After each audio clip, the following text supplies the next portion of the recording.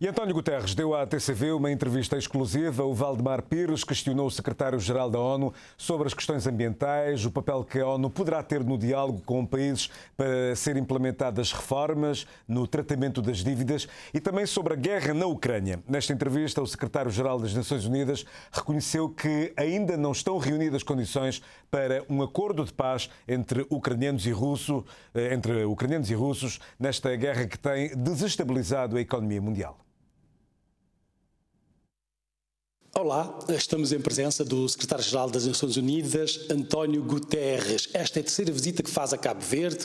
A primeira foi em 1996. Esta, a convite do primeiro-ministro de Cabo Verde, Ulisses Correia e Silva, e para participar na conferência sobre os oceanos, que acontece no âmbito da Ocean Race 2023. Sr. secretário-geral, muito obrigado por ter aceito o nosso convite. Palavras suas quando chegou a São Vicente no passado sábado. O mundo está a perder a luta da sua vida. Vislumbra algum cenário possível ainda para reverter este quadro? Ainda há tempo? Ainda estamos a tempo. Ainda estamos a tempo em relação aos oceanos e há uma mobilização crescente para fazer compreender que é preciso parar a poluição em relação aos oceanos, nomeadamente a poluição dos plásticos, que é a mais gravosa de todas, que é possível ter uma política sustentável de pesca, que é possível proteger as zonas costeiras, que é possível, digamos, agir em termos de transformar aquilo que era uma economia marítima, às vezes depredadora, numa economia azul, em que beneficie os oceanos e beneficie a humanidade. Portanto, estamos a tempo, como estamos a tempo de reverter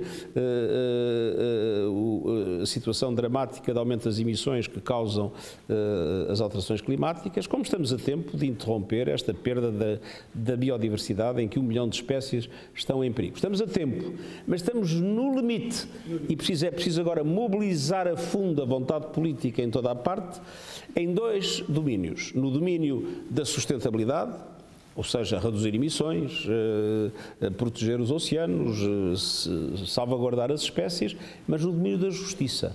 É preciso que os países desenvolvidos compreendam que há profundas injustiças no sistema económico, no sistema financeiro, no sistema de comércio, e essas injustiças agravaram-se enormemente com o Covid, com a má distribuição das vacinas, com a má distribuição dos recursos para sair do Covid, agora com os efeitos da guerra que a invasão russa que criou na Ucrânia.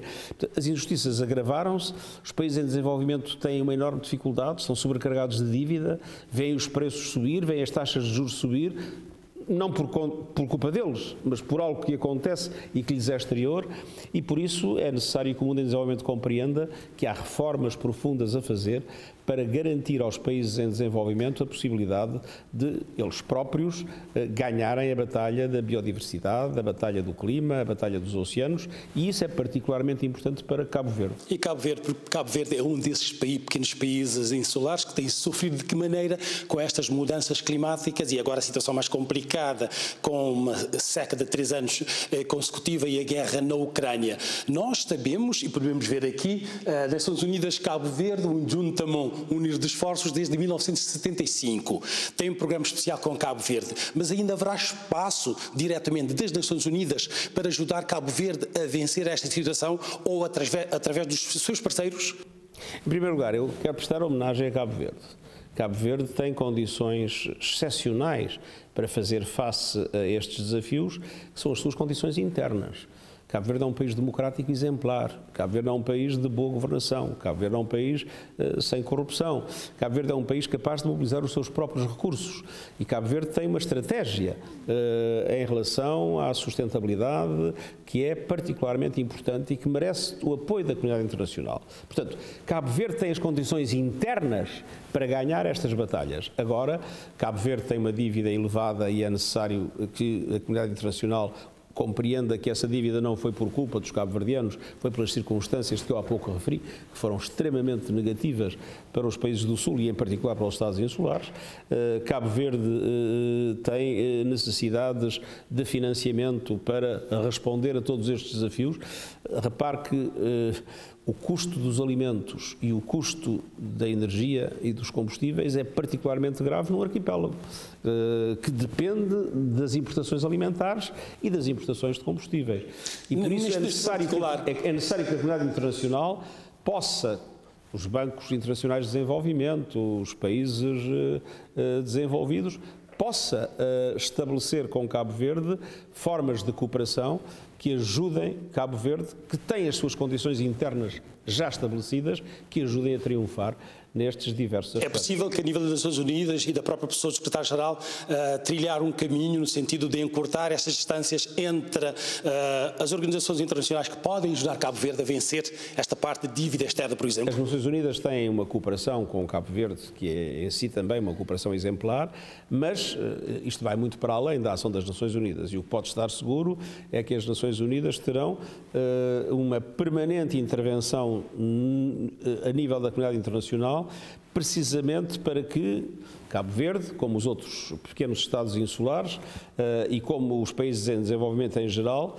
possam vir a beneficiar de reformas no sistema económico e financeiro, de reformas na estrutura, na perspectiva estrutural e estratégica do tratamento das dívidas e de modificações na atuação dos bancos multilaterais de desenvolvimento que tenham em conta aquilo que são os interesses vitais dos pequenos Estados insulares, como é o caso de Cabo Verde. Para agravar toda esta situação, a guerra na Ucrânia, Rússia e Ucrânia, como é que o secretário-geral das Nações Unidas vê a situação e que ações a Organização das Nações Unidas tem vindo a desenvolver para se encontrar uma saída diplomática para esta crise? Eu creio que neste momento, para sermos realistas, temos de reconhecer que não há condições para uma negociação imediata de paz. Espero que essas condições se venham a criar o mais cedo possível, mas para já não vejo a possibilidade de imediato termos uma negociação de paz que possa determinar a guerra a curto prazo. Agora, as Nações Unidas estão muito empenhadas em minimizar os impactos desta guerra, minimizar em relação ao povo ucraniano. Temos uma ação humanitária profundamente estendida em todo o território da Ucrânia, em que temos acesso.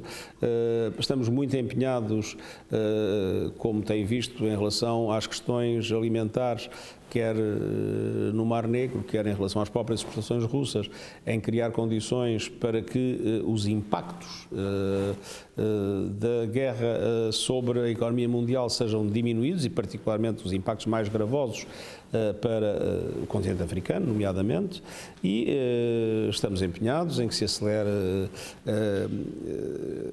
a troca de prisioneiros de guerra e que alguns outros aspectos possam humanizar um pouco aquilo que é sempre uma tragédia, que é a guerra em si, mas neste momento a negociação de um acordo de paz escapa-nos ainda, não temos ainda condições para o poder promover. Em poucas palavras, teme uma terceira guerra mundial?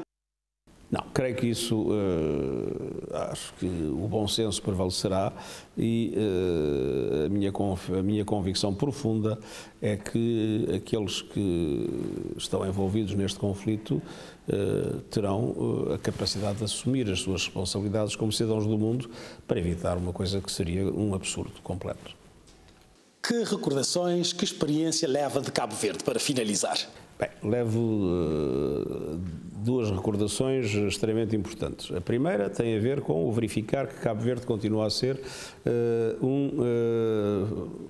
diria, um elemento essencial na construção do multilateralismo no continente africano e em geral, e um parceiro exemplar das Nações Unidas. E depois tive ontem o privilégio enorme de visitar a Ilha de Santo Antão e devo dizer que é uma impressão inesquecível. É uma ilha de uma beleza extraordinária, com contrastes fabulosos, com uma grandiosidade admirável e com um povo extremamente acolhedor, extremamente hospitaleiro. Tive a ocasião de beneficiar da enorme simpatia do povo de Santo Antão e os três presidentes das câmaras municipais que me acompanharam, e quero também aqui agradecer ao Governo de Cabo Verde, ao Ministério dos Negócios Estrangeiros, que proporcionou esta visita. Muito bem, nós queremos agradecer a presença do secretário-geral das Nações Unidas nesta entrevista em exclusivo para a televisão de Cabo Verde, a sua televisão, e desejar-lhe assim à sua equipa uma boa viagem de regresso a Nova Iorque, via Lisboa, que vai acontecer dentro de instantes, com imagens de Silvano Oliveira, Valdemar Pires, TCV.